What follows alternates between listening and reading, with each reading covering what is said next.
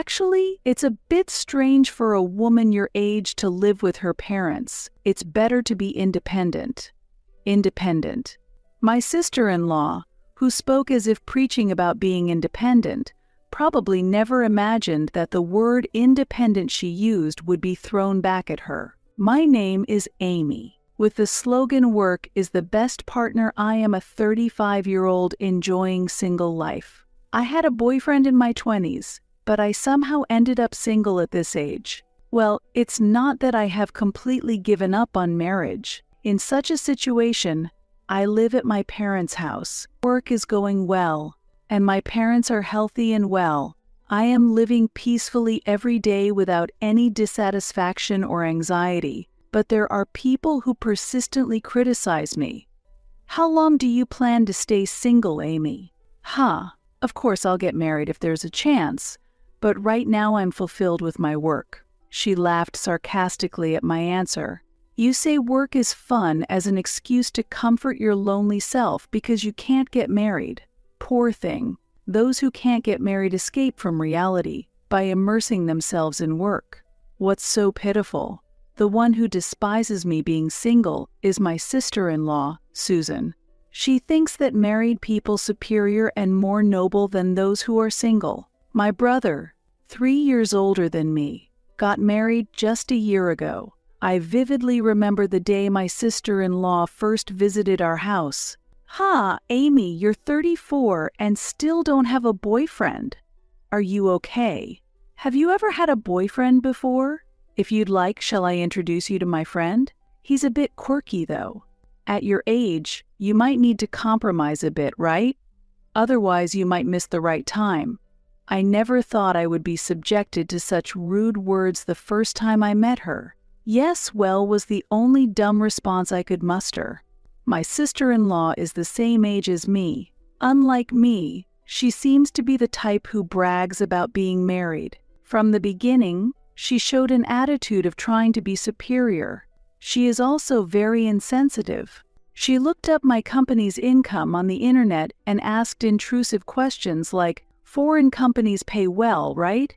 How much do you earn? How much is your bonus, Amy? You must be saving quite a bit, right?" Even though she's my sister-in-law, she has no right to say such things. I'd rather avoid that topic. I skillfully diverted the conversation and got through the situation. If I showed signs of refusal silently, she would probably not force the issue, but my sister-in-law was more oblivious to those around her than I expected.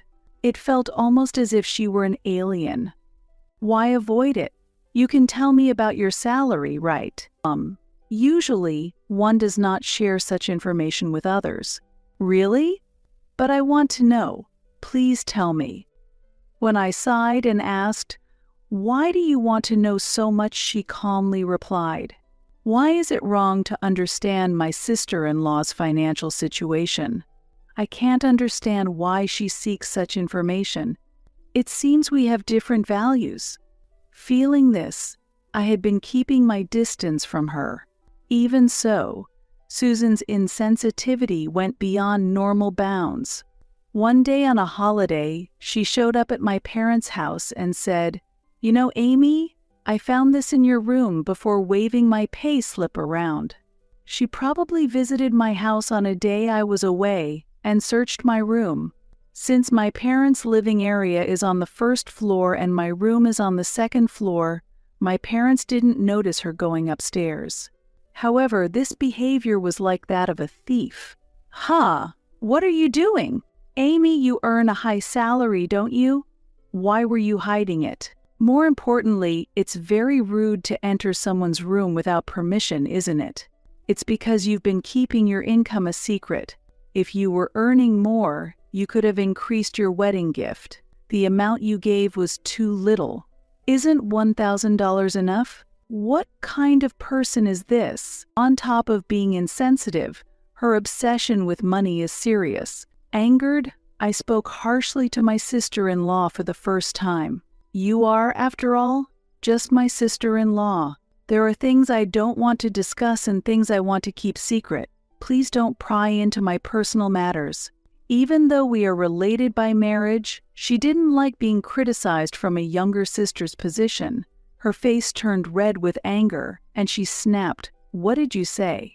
I don't want to be told something like that by a single and cheeky person like you," and stormed off, snorting. "What are the disadvantages of being single? I just want to be left alone." I should be the one who's angry, but maybe I went too far. I thought she would refrain from insensitive behavior from then on. However, since then, her criticism of me only increased. Single people are a burden on society. If you get married and have children, you would contribute to the society's future, but remaining single brings no benefit. There are many selfish and self-centered people. She began to criticize me in front of our family and relatives. From her previous belief that married people are superior, she shifted to attacking single people. My parents also protested against these words. I don't think such prejudice is appropriate. Whether married or unmarried, each person should be respected as an individual. That's right. I'm working hard and contributing to society. I countered my sister-in-law. However, she did not seem convinced. What are you talking about? I'm both married and working part-time, so I contribute to society more than you. My parents and I couldn't help but laugh at her statement. At that time, it was discovered that termites had infested the interior walls of the house. The house was over 40 years old and had some signs of aging, but until recently, we managed to live there by repairing it as necessary. However, the termite issue was something we could not overlook. We were considering extermination, but there was a risk of recurrence even if we did so immediately, and there were doubts about the value of investing in a 40-year-old house. At that time, I proposed an idea. Shall we sell this house and find a new ready-built home? I had lived modestly at my parents' house and had managed to save a decent amount, but buying a new ready-built house might be a bit risky, right? My father was worried, but I reassured him by saying, "It's fine, I'm 35 and can afford to buy a house on my own," and decided to purchase it in my name. I had informed my brother about the deteriorating condition of the house and the move to a new home. He initially asked if he could inherit the family home, but when he learned that repairs would cost over $10,000, he said, then I don't need it, and backed down. We completed the purchase of the new ready-built home and moved in with my parents to start a new life. While we were still unpacking, my brother and his wife visited us.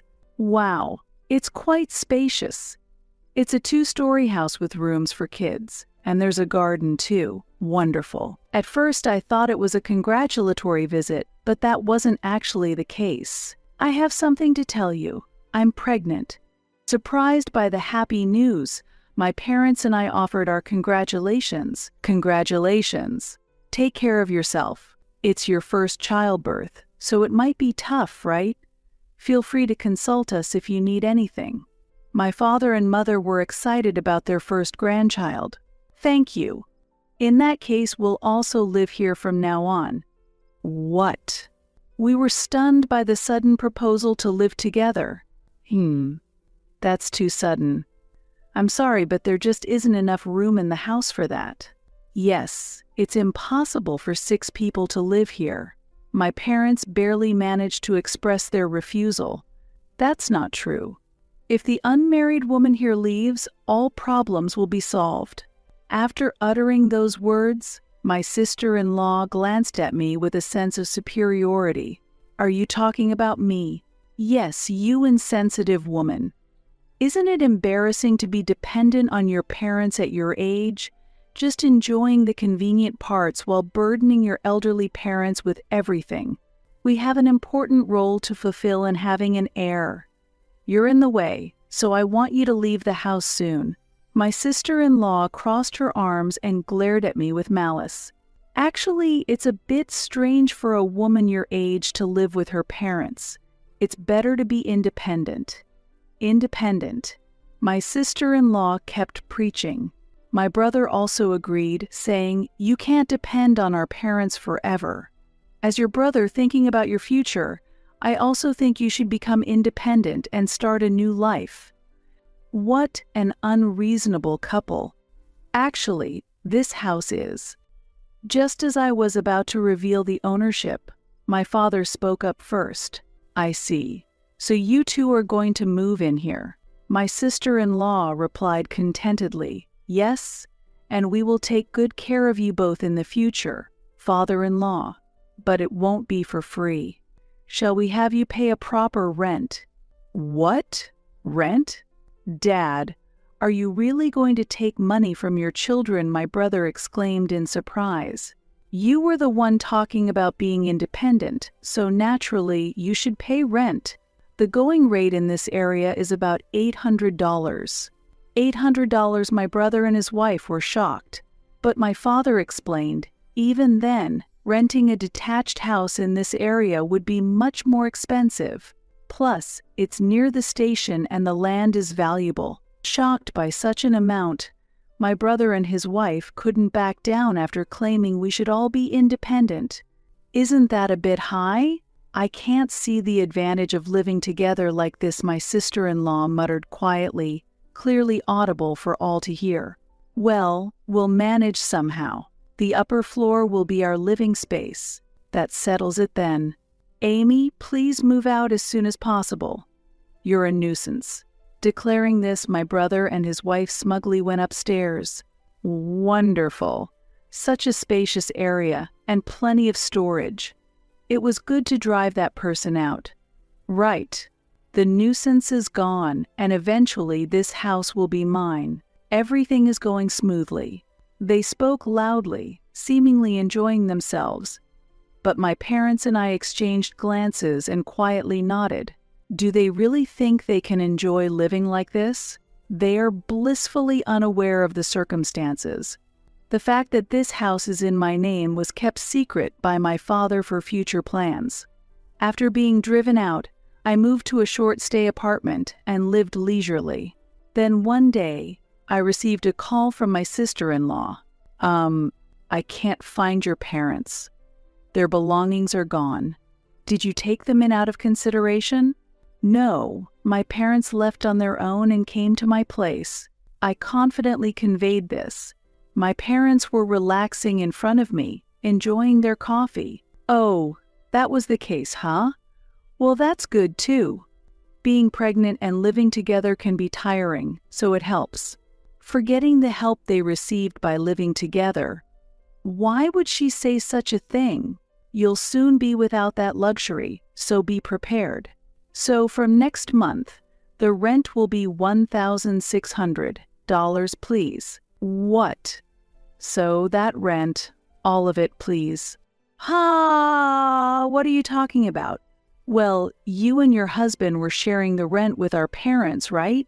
Now that they have left, it's only natural for you who are living there to bear all the costs, isn't it? My sister-in-law still didn't seem to understand the situation. How can you say such things so arrogantly? That house belongs to your father, right? What are you talking about? The house is in my name. What? A moment of silence flowed between us. I decided to explain the situation again. It seems you do not understand, so let me explain. I am the owner of the house, and I paid all the expenses for its purchase. Until yesterday, my parents were living with you and your husband, and I was receiving $800 from each, totaling $1,600 in rent. However, now that they have left the house, only you and my brother are living there. Therefore, from next month, you will need to pay the full rent of $1,600. This is why my father stopped me when I was about to claim ownership of the house. He had secretly been planning to correct my brother and his wife's irresponsible remarks. I haven't heard about this. Then they should come back and stay here. This is absurd. Surprised by the rent amount of $1,600, my sister-in-law became flustered and spoke in a disturbed manner. Did I make a mistake? But you were the one who urged me to be independent, right? Living with parents is proof of not being independent, isn't it? I continued the conversation by pointing out the irony in her behavior. If a couple only bears half of their financial responsibilities, they are not considered independent. That's why my parents decided to leave this house on their own. That's not what I meant. I really appreciate my parents. They actually teach me to stand on my own, so please make sure to pay the rent of $1,600 from next month. Wait a moment. I hung up the phone without waiting for a response. A few hours later, my brother called. "Hey, what's with the ownership and rent talk? Isn't that totally unreasonable? Why are you being so selfish?" Selfish? That's my line. Who intruded into a house bought by someone else and complained until the owner was driven out? Who was it that unreasonably used becoming independent as an excuse? My brother had nothing to reply. "Anyway, if you can't make the payment, could you please move out? I don't want someone who can't pay the rent living there." "Wait, we are having a child soon, and if it's $800, we'll pay, so let us stay." "Are you really having a child? Your stomach doesn't seem to have grown at all yet." "What?" According to my mother, my sister-in-law was supposedly 6 months pregnant, but her belly was still flat. Could it be a lie? My brother's silence was as good as an admission. "I will consider legal action, so please move out soon." Visibly frightened by my words, my brother replied, "Okay, we'll move out soon," and ended the call. When my parents confronted my sister-in-law, she immediately admitted that her pregnancy was a lie. "I thought if I said I was having a baby, you all would treat me a little better." Both father-in-law and mother-in-law always favor Amy over me. However, my parents were not cold to my sister-in-law. My father, maintaining an appropriate distance, merely admonished my arrogant sister-in-law as a person. She had faked the pregnancy without understanding his intentions. Perhaps she really is an alien. Afterward, my brother and his wife left the house and decided to rent an apartment in a new location.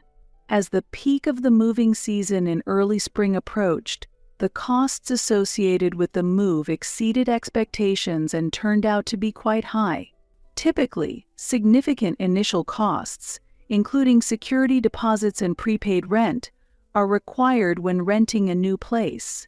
Despite this, my planless brother and his wife, having saved no money, repeatedly visited my parents' home seeking financial assistance, but my parents resolutely refused. My father, stern yet fair, stated, "It is time for you to be independent. I do not wish to associate with those who lack discernment." This incident led my parents to decide to further distance themselves from my brother and his wife. With no financial aid from my parents and difficulty in securing loans from banks, my brother and his wife were pushed into a financially difficult situation. Having once emphasized the importance of being independent, they now faced a situation where they needed to improve their circumstances without parental help. I am curious not just out of interest, but also to see how they would manage achieving being independent on their own. Meanwhile, my father also had deep concerns about my future. "Amy, I believe you are a capable, independent woman. However, perhaps out of selfishness as your parents, why don't you try an arranged marriage just once?" he suggested. "We have found a suitable match for you. It's our friend's son. Why don't you meet him once?" my parents surprisingly suggested. "An arranged marriage for someone like me." "What are you saying, Amy? You are always my pride," my father said. "Dad, I am always grateful to you. Both your mother and I," he added, tapping my head affectionately. Significant turning points in life often hide in unexpected places. Shall we try your first arranged marriage then? With these thoughts, I felt a positive anticipation about new encounters.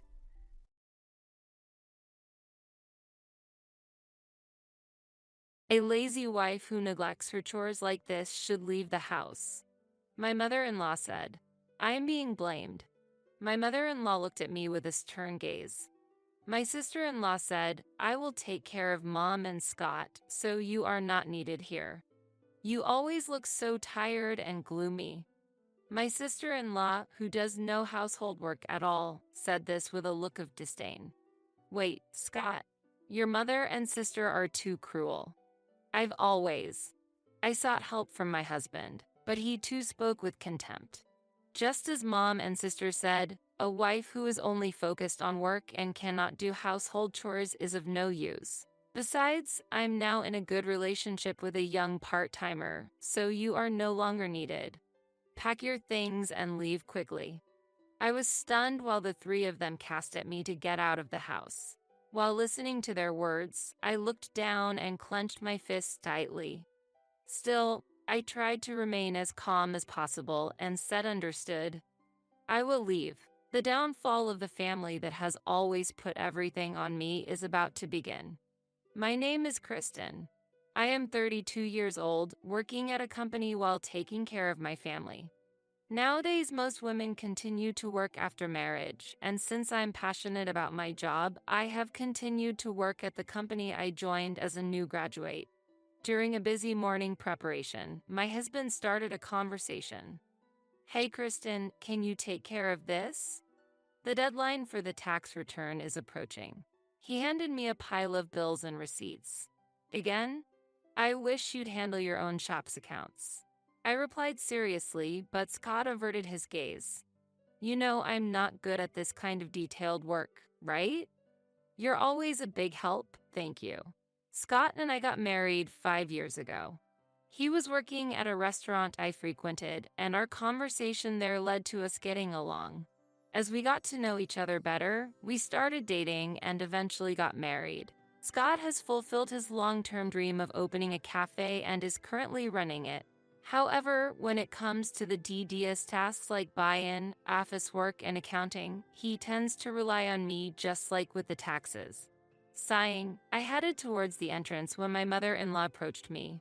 Kristen, I feel like eating Chinese today. Can you take care of it? Understood. Could you please wash the rice instead? My mother-in-law frowned and said, Why do I have to do it? I don't want to. You should come home early and take care of it. Also, Jenny and the kids will be back this weekend, so please prepare meals that the children can eat. What? Okay, understood. I reluctantly answered and left the scene. When Scott and I got married, I had hoped for a life with just the two of us. However, Scott had a different idea. Scott said, My father passed away, and my sister is already married, so I'm worried about leaving mom alone. Since the house is big, I think it's good for us to live together. I had no choice but to agree. As a result, we started living in my mother-in-law's house with her. When we first started living with my mother-in-law, who is not good at household chores, the house was quite messy. After my father-in-law passed away, my mother-in-law had been living on her pension alone. That pension was mostly used for eating out, as she hated cooking. Scott sees household chores as a woman's job and shows no willingness to help. While continuing to work full-time, I am responsible for all the household chores. Jenny, my sister-in-law, also comes back often with her children even after getting married and leaving the house. When she comes over, the burden of household chores naturally doubles. This morning, when I heard that they would be coming over this weekend, I thought to myself, not again. While thinking about this, the dreaded weekend arrived. Ideally, weekends away from work should be a time to rest, but when Jenny's children come asking to play, it's hard to say no. While taking care of the children all by myself, I also need to prepare meals. In the midst of this business, my sister-in-law made an unexpected statement. Kristen, I'm actually in the midst of getting a divorce and will be staying here with the children starting next month. Hope to get along with you. I hadn't heard about that. I answered in surprise. What's the matter? Do you have a problem with it? In response to my sister-in-law's dissatisfied reply, I hurriedly answered. No, it's not like that. Rather, that must have been hard going through a divorce. When are you planning to move in? I asked. The sooner, the better, she answered. Knowing that my sister-in-law and her children would be coming back, I was initially bewildered but soon tried to think positively. Since my sister-in-law was a full-time housewife, I thought she would surely be a help with household chores. I hoped that my burden would be lessened. Although I am not particularly close to my sister-in-law, I was hopeful that my load would be lighter. However, that hope was quickly shattered. Perhaps due to being raised by my mother-in-law, my sister-in-law also did not help with any household chores, spending all day in front of the TV and eating snacks. She did not engage in any domestic or external work. I heard that a major factor behind her divorce was her neglect of household duties. I ended up doing the household chores instead of my sister-in-law, as well as preparing meals for her children who are picky eaters. Additionally, preparing for kindergarten drop-offs also became my role. As time went on, I became busier with a new project at work. This led to more days requiring late-night overtime and early morning starts. Upon returning home, the place was so messy that finding a spot to step on the floor was difficult, and I was utterly exhausted. The minute I would come back from work, my family would complain, "Isn't dinner ready yet? Why are you so late?"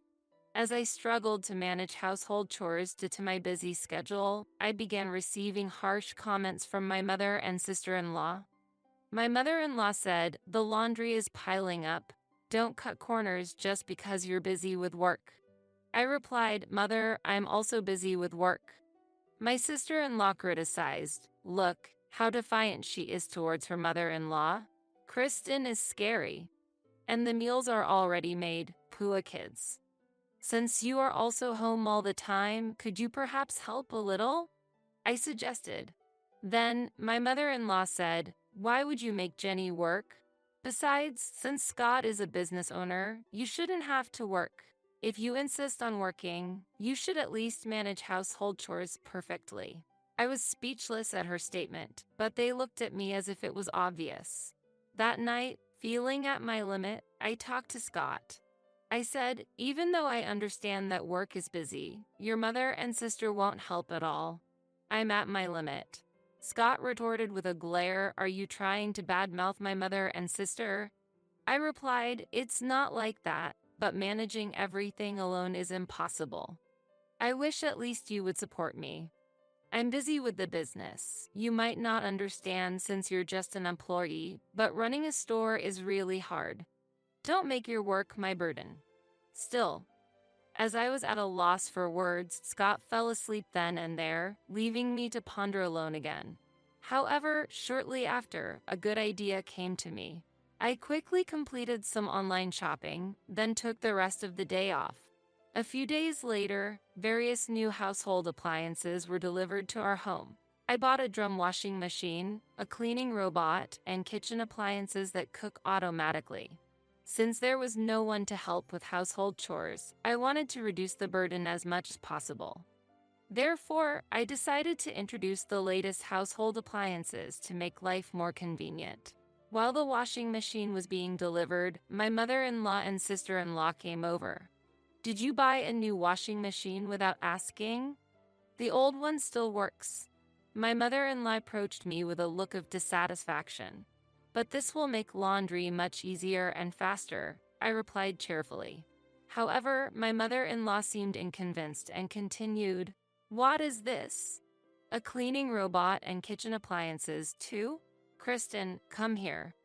I was summoned to the living room where my mother-in-law and sister-in-law were sitting, and I was instructed to sit on the floor. Scott was also there, sitting confidently next to my mother-in-law. When I asked, "What's the matter?" my mother-in-law exclaimed loudly, "What do you mean, what's the matter? Buying appliances to make it easier for you with the household money? What were you thinking?" "I'm not trying to be lazy. I just want to make household chores more efficient," I argued back. "It's not about that," my mother-in-law criticized. "People nowadays rely too much on machines for everything." Then my sister-in-law joined in. "Exactly, Kristen. The appliances are still good, and though Scott is a business owner, you're wasting too much money." While my sister-in-law glared at me, Scott also seemed to nod in agreement next to her. I tried to argue back regarding that, but my sister-in-law didn't let me finish. Always looking for the easy way out, and you can't even do household chores properly? What were you thinking? She criticized me. Despite wanting to fight back, I remained silent. Angered by my silence, my mother-in-law couldn't hold back anymore and blurted out, "A lazy wife who neglects her chores like this should leave the house." Shocked by her words, I looked at my mother-in-law, who was glaring at me. "With Mom and Scott here, we don't need you." Always looking so tired and spreading gloom like a parasite, my sister-in-law hurled harsh words at me too. Her words were in a tone of utter disdain. "Wait, Scott, your mother and sister's way of speaking is too cruel. I sought Scott's support, but Scott scornfully replied, 'What Mom and sister are saying is right. A wife who can't manage household chores is not needed.' I stared at Scott in surprise, but he just sneered. 'I run a business and have the freedom to spend money. A wife who shops selfishly just to make her own life easier is not needed.' I couldn't hide my astonishment and said, 'Why would you say that? I'm currently seeing a young part-timer. She's attractive, unlike you. Your presence is no longer needed. Pack your things and leave immediately.' Scott coldly uttered those words. Stunned by his words, I was subjected to their criticism of being a failure of a wife. While listening to them, I looked down and clenched my fists in anger. After being used and then spoken to in such a manner, I'll show them. I'll make them regret this, I vowed to myself. Facing them with as little change in expression as possible, I said quietly, 'Understood. I will leave.' 'Finally got it, huh? We'll be better off without a useless wife,' my mother-in-law said contemptuously. Ignoring her words, I took out something specific from the living room drawer. 'Scott, let's get divorced,' I said, presenting him with a pre-filled divorce form. Exhausted, I had prepared the divorce form in advance as insurance. 'Huh, you had that prepared? Fine, I'll sign it. Don't blame me if you regret it,' Scott said mockingly and signed the divorce form on the spot. That day, I packed all my belongings and moved to a short-stay apartment with the divorce form in hand. No one saw me off. Soon after, I submitted the divorce form to the city hall and rented an apartment in my name. Almost simultaneously with the divorce being finalized, I accepted a promotion opportunity I had previously turned down due to household responsibilities, finally becoming a manager. Achieving career advancement that I had long given up on further fueled my passion for work. An environment where no one hindered my tasks was my greatest joy. About a week after leaving the house, I started receiving calls from my former mother-in-law. However, I was busy and had no desire to speak with someone who had once looked down on me. Therefore, I consistently ignored her calls. A year passed, and one holiday while I was relaxing at home, I received another call from my former mother-in-law. This time, I decided to answer the phone and end it once and for all. "Hello? Creston, you finally answered. You're terrible. How could you ignore my calls for a whole year?" I could hear my mother-in-law's flustered voice from the other end. "Do you need something?" I responded indifferently. "Well, first, how are you doing, Kristen? Are you doing well?" My mother-in-law asked as if probing. I answered, "How I am doing? I've rented an apartment for myself and am working hard. I've been promoted and my income has increased. I'm living a comfortable life." My former mother-in-law sounded a bit puzzled, but continued really. "So, Creston, would you consider coming back?" Trying to persuade me to come back. I felt a chill at her sugary voice but asked, "Why now?" "Actually, we're in a tight financial situation," I said coldly with a smile. "I see. I heard Scott's Cafe is making less than $1,000 a month, and neither you nor your daughter are helping, right? You knew that." I was well aware that Scott's Cafe was only making about $800 a month in profit since I was in charge of the accounting. Despite boasting about being a business owner, Scott had not been managing sales or administrative tasks properly and seemed unaware of the reality. I was handling the accounting and buy-in, so I'm well aware of the situation. That's You should have said something. I had no idea that you were a manager at a major company and financially providing for us. Yes, indeed. I was contributing over $3,000 a month to the household. That was the basis of your living. I was aware that Scott's Cafe was hardly making any profit. Therefore, a significant portion of my income went to providing living expenses for my in-laws. After I left, Scott must have realized for the first time that he couldn't make ends meet with just his cafe's income. My former mother-in-law pleaded earnestly, "Kristen, please, I want you to come back. By the way, how is Scott's Cafe doing now?" I ignored my former mother-in-law's request and asked out of curiosity. "That place might not last till next month. The part-timer has also left." That's to be expected. With such careless management, it's impossible to maintain the store. Who would want to work under someone who is high in self-esteem but slacks off on important tasks? As I laughingly spoke, my former mother-in-law was left speechless on the other end of the phone. "Shall we end this conversation?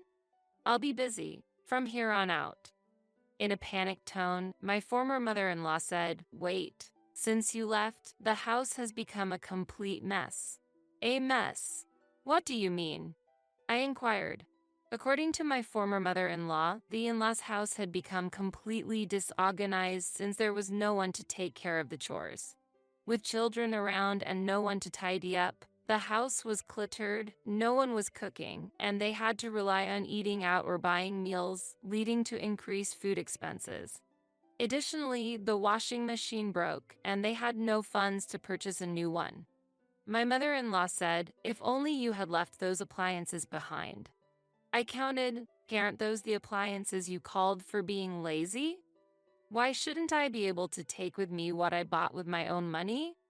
I regret saying such things, but I never imagined that the house would change so much just because there was no one to do the chores. I confronted my former mother-in-law's angry demeanor. "Why is it that 3 adults can't do household chores?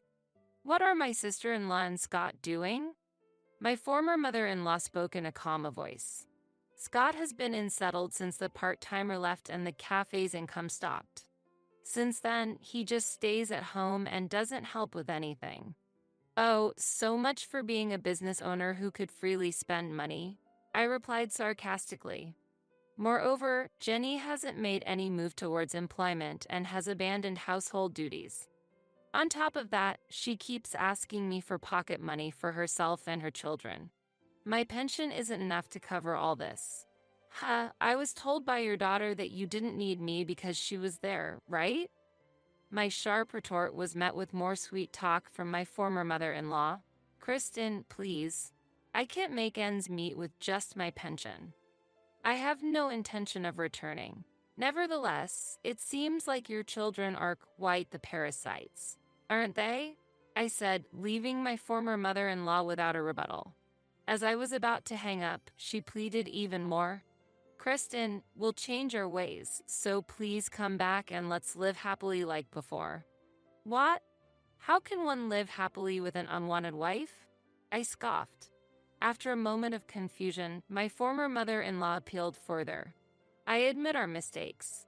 We're family, so let's help each other out. Without help, we won't be able to pay the property tax and we'll have to sell the house. I have no obligation or affection to extend my help. Please sort it out yourselves." With that, the unwanted wife will take her leave. Ignoring her screams, I turned off the phone and blocked my former mother-in-law's number. Relaxing at my clean home and enjoying a cup of coffee, a smile crossed my face. 3 months later, when I happened to pass by the location of Scott's former cafe, it was already an empty lot. The store had indeed closed. Furthermore, a sold sign was up at my former in-law's house. From a conversation with a neighbor I met by chance, I learned they had hurriedly sold the house and were now living a difficult life in a small apartment, causing trouble with daily arguments and unpleasant smells, and receiving numerous complaints from neighbors. It's so typical of them, not supporting themselves and their household through honest work and independence. I looked at my former in-law's house with a detached gaze and left. Meanwhile, I continued to focus on my work. Recently, a sincere and earnest colleague asked me out, and we started dating with marriage in mind. Remarriage doesn't seem to be that far away. This time, I truly hope all